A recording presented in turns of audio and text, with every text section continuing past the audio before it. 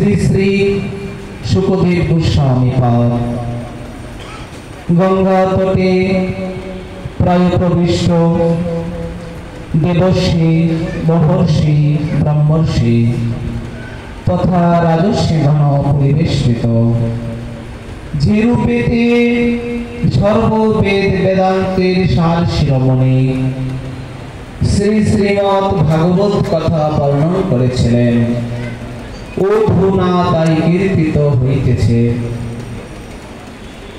পরম করুণা বরুণালয় শ্রী শ্রীনিতাই গৌর সুন্দরের কৃপায় পরম করুণাময়ী শ্রী শ্রীমতী রাধা ঠাকুরানী আহুতির করুণায়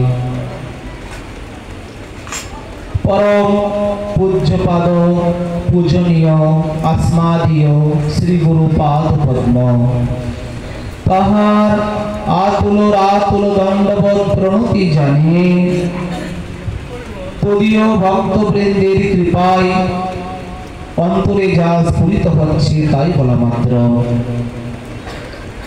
সর্বোপরি আমাদের শ্রী ময়মনসিংহের প্রাণকেন্দ্র শ্রী দুর্গা মায়ের মন্দিরে শ্রী দুর্গা বাড়িতে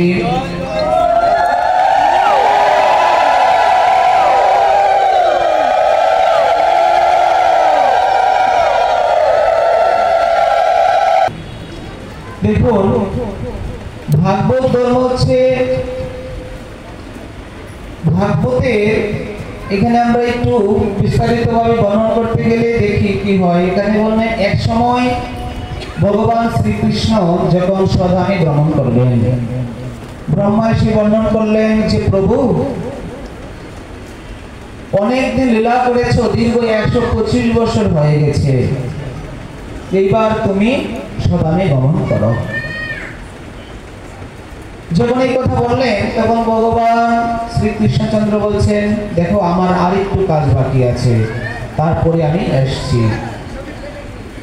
কৃষ্ণ দ্বারকায় সমুদ্র তটে প্রবাস ক্ষেত্রে বসে চিন্তা করতে লাগলেন। তখনই সাক্ষাৎ উদ্ধবেশে উপনীত হলেন।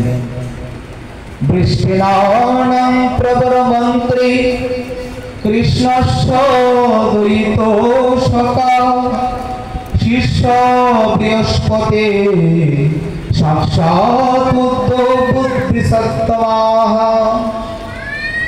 উদ্ধব বৃষ্টিকুলের মধ্যে সর্বশ্রেষ্ঠ। উদ্ধব হচ্ছেন একাধারে যদু বংশের মধ্যে কৃষ্ণ বলরামের পরে উদ্ধবের